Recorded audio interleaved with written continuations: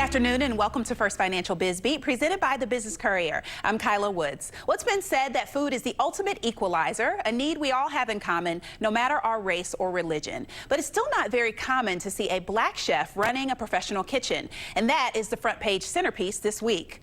There are hundreds of thousands of restaurants across the country, and yet only 14% of the chefs are black. But there's a cultural shift happening, and it's because more and more chefs are willing to mentor young cooks. I've gotten to the top. I'm the executive chef now, and I have to do everything I can to teach everybody I know, whether white, black, whatever minorities, what I've learned and how I got here and what's the success behind it. Because if I withheld all that information, they're not going to become successful. And I've learned that through the course of my tenure, that if I teach people everything I know, one, they'll work their butts off for me. They'll stay loyal, and then you'll see them grow. That group where you see so many hourly kind of skilled black employees and helping them get to those levels where you're a sous chef and you're executive sous chef. I think that's the transition that's the most difficult part is you do see a lot of diversity in the lower ranks of kitchens, but it diminishes as you go higher. And I think seeing that in Cincinnati is really encouraging.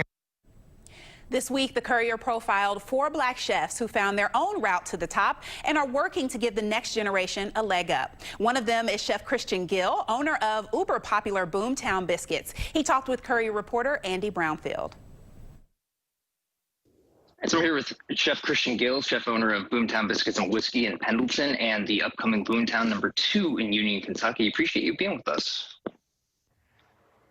Of course, Andy. It's always a pleasure to commiserate about just, when biscuits don't rise. Dang it. Well, speaking of rising, the thrust of the story is that there's a growing legion of black chefs here in Cincinnati, and that's due in part to a change in the culture where this current generation of leaders in kitchens, yourself included, are taking the time to mentor and foster new talent. Was that how you came up? So no, that's not really how I came up in terms of having a lot of black role models to mentor and foster. There was just, one really for me in terms of a true culinary role model that was black that I had a one-on-one interaction with on a daily basis. And that was during my time spent at Disney, where I got a lot of my, my fundamental training and just common sense, like culinary common sense. I learned a lot there. But my dude Blue down there, he was integral to, the chef that I am now, and just teaching me that, it's be who you are and, don't take nothing from nobody, and let your food represent you. So why is mentorship, or better question would be, how do you exhibit mentorship in your kitchen now? By doing, not just saying, by trying to keep a positive kitchen, just keeping morale up in general and showing that, the culture of the 70s, 80s, early 90s of just, berating, just leading and inspiring through fear, or just leading and teaching through fear and not inspiration and through positive correction and criticism.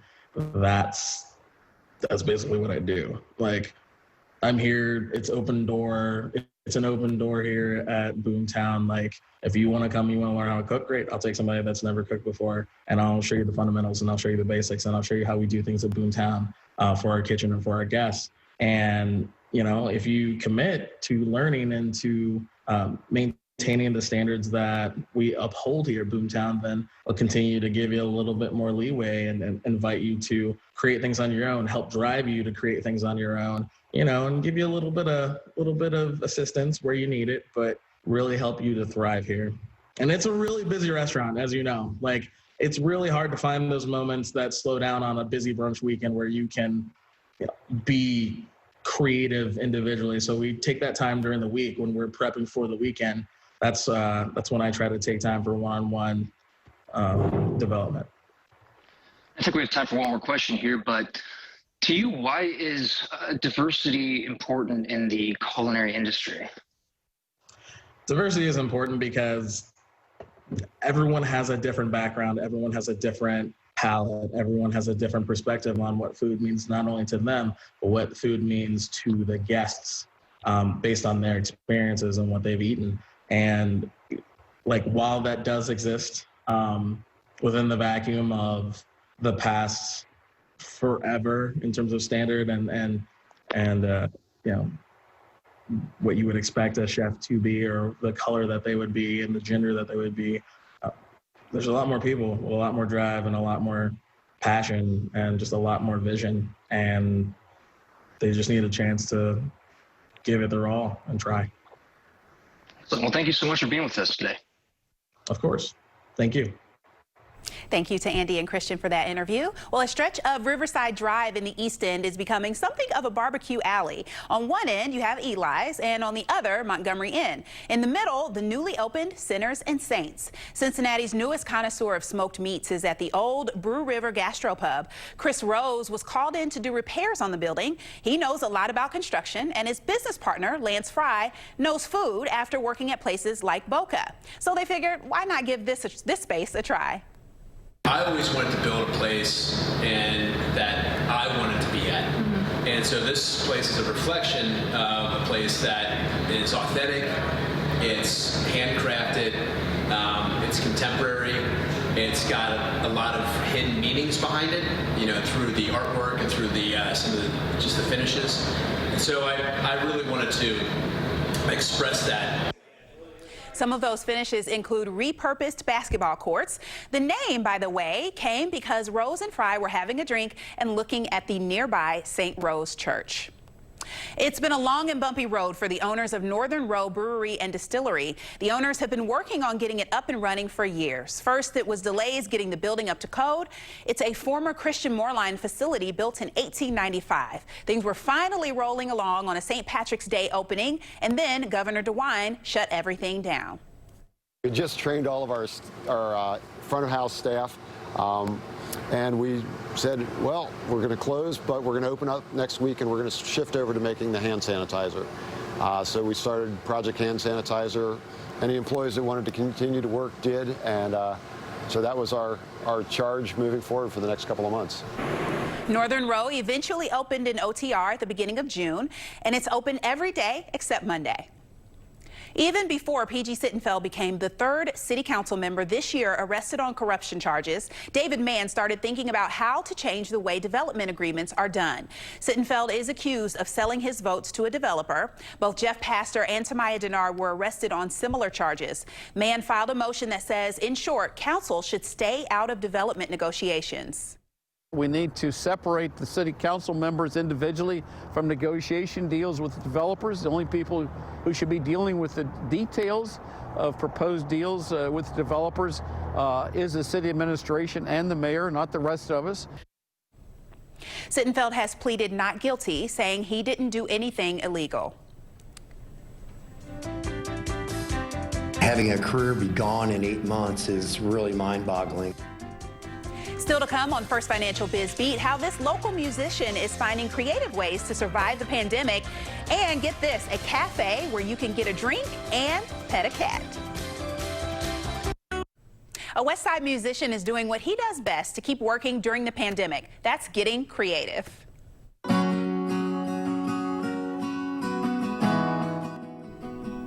Tim Goldrainer and his band, The Menus, have been performing in front of large crowds for decades, and now things are more intimate. Goldrainer started a new business called Goldigrams, where he sends personalized messages by request. Hi, Belinda. It's Tim Goldrainer from The Menus. I'm doing singing telegrams at 56 years old, something I never thought I would do, but it's been, you have to adapt and you have to survive. Goldrainer does still have a few shows before the end of the year, including his Christmas special. Who do you have there? It's a girl. Oh, she's so cute. There's a new, appropriately named business in Northern Kentucky, Perfect Day Cat Cafe. In case you didn't catch what we did there, it's Purr, like P-U-R-R. Okay. It's on West 8th in Covington. It's the only spot like it in Northern Kentucky. And you can grab a hot drink, craft beer, wine, and then even cozy up with some feline friends. But people walk in, they look in that window, and it just cheers them up knowing that the rest of their morning is just going to be so unique and perfect. There it is again. All the cats come from the Kenton County Animal Shelter and are available for adoption. The owner has a similar place in Louisville. He says it averages about 8 adoptions per day. Well, for 20 years, Sherry Kelly Marshall has led the way in workforce innovation in Southwest Ohio, and that's led to nearly $200 million for initiatives that remove barriers to employment, connect job seekers with employers, and create prosperity. Before she sails into retirement, though, she sat down to reflect on those 2 decades with Courier publisher Jamie Smith. Can you briefly tell our audience what you've been doing in this role for the last 20 years? The Workforce Investment Board was started after Jobs Partnership Training Act. That was when IT first became something that employers thought they need. And then we had the Workforce Investment Act, and Obama's primary legislation in 2014 was to update the workforce to the current kinds of industry sectors that were so big. So that became the Workforce Investment and Opportunity Act. I operate the workforce board that oversees Hamilton County and the city of Cincinnati's needs for workforce development activity, everything from a 14-year-old to people that are looking for work in their 50s and 60s. Okay, wow. So from the beginner to the second and third act, right? Yeah. Well, talk a little bit, obviously, for the length of time that you've been in the organization, you've seen a lot of changes. Talk about some of the major changes that you've seen in workforce.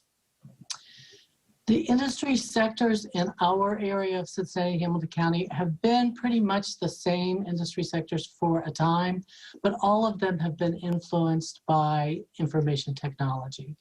So yes, manufacturing is still big in Southwest Ohio, not just Hamilton County and Cincinnati, but Southwest Ohio.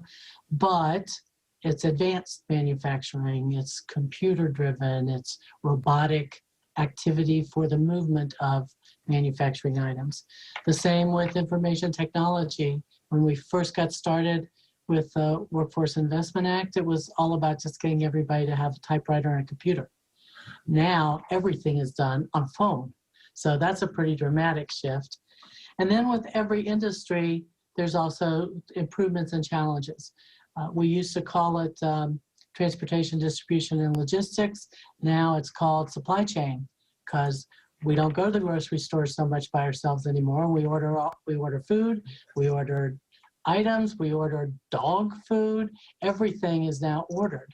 So that is a new mechanism that's highly interactive with each other and highly affected by information technology and marketing. Healthcare, I'd love to say it's the same, but it's not. There's all kinds of new programming. Most of us go in to make an appointment on our internet services. We don't call in and wait online to get our appointment. So pretty much every industry has been impacted by the fastly growing interaction with each other and the fastly growing impact by IT on how everything is done. And then to end my career, we're dealing with COVID and how pretty much everything is done, including ourselves, in social media virtuals. Can you imagine 20 years ago, if the pandemic hit us 20 years ago and everyone was forced to work from home and shelter in place? I mean, we could have done it, right? No, we couldn't. Like you said, ordering groceries. We could have done that from home 20 years ago, and we definitely couldn't have had this interview 20 years ago. And we just did a recent drive-by job fair with one of the local hospitals, and they actually hired 10 people from the drive-by. So that's incredible. Who would have thought? Yeah. Well, another thing I want to make sure we talk a little bit about is I know the Workforce Development Board has gotten a lot of local as well as national praise. You guys have had your praises sung by Jobs for Greater Cincinnatians, National Association of Workforce Boards, and the National Association of Workforce Development Professionals. Can you talk a little bit about how that's been possible and what that means to the region? It's appropriate recognition of the region. We're a smaller city and we're a single city and county combined. So there aren't a lot of those in the country that wind up being recognized by national boards as having implemented the newest thing that was going to help affect workforce development. The awards are an indication of how well we work together, how our business community is involved, how the city and the county have people on the board who also try to infuse what's going on within the city and the county. And it takes a lot of work. It takes a whole lot of hours. That's one of the reasons why I'm retiring, is it just, I've given it 18-hour days for years. And well, I want to congratulate you on your years of service. I want to thank you. The region wants to thank you.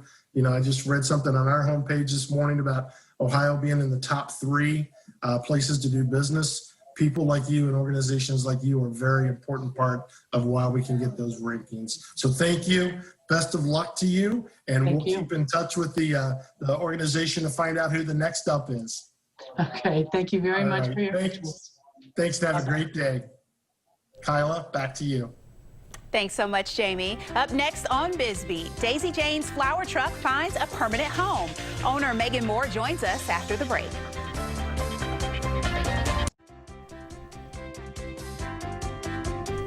Molly North didn't start in commercial real estate development, but making the move has been her best business decision yet. 6 years after she got to Al Nair, she was the chief financial officer, and now she's president and CEO of one of the largest developers in the region, overseeing operations in the midst of a global pandemic.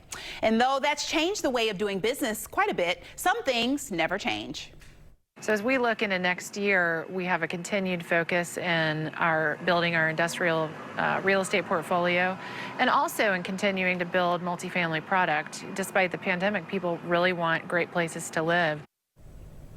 And Megan Moore is another woman who made a career move into the unknown. She left her job as a TV reporter to chase a passion, and you've likely seen it in the form of a 1965 Ford E100 pickup, the red truck with a whole bunch of flowers poking out of the cab. And now her business truly is blooming. Megan and Daisy Jane flower bar manager Sam Meese join us from the brand new storefront in Walnut Hills. Good morning to both of you.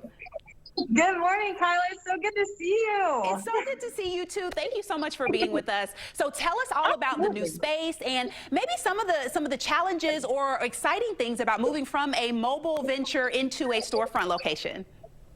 Well, Kyla, it definitely has been interesting. You know, when I started out, I didn't really have any plans to open a storefront. It was always just going to be driving around, selling flowers and spreading joy that way. But we have brought Sam Meese on full time. She's been helping me a ton with weddings this year. And it got to the point where, like, we really need a home base and a space to work out of. And a lot of people are also always asking around this time of year, like, when do you stop? You know, eventually it gets too cold to be outside with the flowers. So it is such a great opportunity to allow people to still practice some self-care and be able to come here and build their own bouquet here at the Flower Bar. So it has been, as you said, a lot of pivoting this year, I think, for a lot of businesses. So it's really just figuring out how to best cater to people's needs. And, you know, when I started the business a couple of years ago, obviously I set out having witnessed being in the news business, you know, a lot of difficulty when we go out and do stories. You know, we witness a lot of really sad things. We cover a lot of tragedies. So I knew in my next move, I wanted to spread a lot of joy. And I think I've seen this in full force this year with the pandemic. A lot of people are just stressed out and kind of depressed and needing some opportunities to practice self-care. And one of those is with flowers. So that's been a really fun thing, is just being able to provide that for people out with the truck and now with the Flower Bar. Well, you certainly have been spreading a lot of joy around the tri-state region, Megan. So thank you for that. We're very excited, of course, that you took that leap into this new business venture. And so I'd love to hear from either one of you, or maybe Sam, if you want to speak to taking this venture, again, that has seen such success as a mobile entity and now coming into a storefront. You know, how do you make that as a business? How do you make that sustainable? What are maybe some of the goals that you have moving into this physical brick and mortar space? Yeah, so one thing, Sam, and you can speak to that, we'll be offering DIY weddings in this space, which is something that we've been excited to offer our brides. We've done a lot of weddings this year. Yeah, we have. And that way they'll be able to take what you can do at the truck and apply that to their wedding. So we'll have a place here where they'll get a little bit of direction to do that, and they'll be able to make something of their own for their big day. Another thing too that we've had to pivot and offer this year, because we've been limited in obviously being able to have people here in person, is doing virtual classes, which is what we are actually packing up and handing out today are the DIY kits we did with an organization. They couldn't do their in-person event this year, so they were like, hey, could we do something virtual? So that's something we've been doing, and something we've seen a lot of florists and other businesses kind of pivoting to do to kind of get through if they can't host people in their space physically at the moment. Yeah, those are such great ideas, and I know a lot of entrepreneurs, of course, have faced those challenges this year and have had to pivot and figure out how to still best serve their customers. So I look forward to those classes. That sounds like a really great idea. So lastly, tell us maybe about some of the holiday arrangements or colors or things that people should be looking for when it comes to floral decor, and then how folks can find you if they want to come out to Daisy Jane's. Yeah, and I'll let Sam speak on that. We're going to have a lot of classes this year. Yeah, so we are planning on some wreath classes, some door swag classes, as well as some arrangement classes using fresh flowers. We're going to be using a lot of reds and greens, some silvers and gold probably, and we will be offering virtual kits to do that as well. And anyone who wants to stop by, you can come to 772 East McMillan Street. That's where our shop is. Another thing that we found that is trending, I guess you would say, in the floral industry is dried flowers. So having some everlasting options too, especially when it comes to those wreaths, we'll have some of those options as well. And some in the neutral family, because people love being able to have that for the holiday, but also carry over into the new year. So if you're trying to pay attention to that too, something that can last a little longer than just the holidays. That's perfect. Thank you so much. Megan Moore and Sam Meese with Daisy Jane's. If you want to find them, you can find them if you're familiar with Walnut Hills, right across from Fireside. Can't wait to visit the new location, ladies. Thanks so much. Yes, thank you. Thank you for joining us for First Financial Biz Beat. I'm Kyla Woods. Have a wonderful and safe weekend.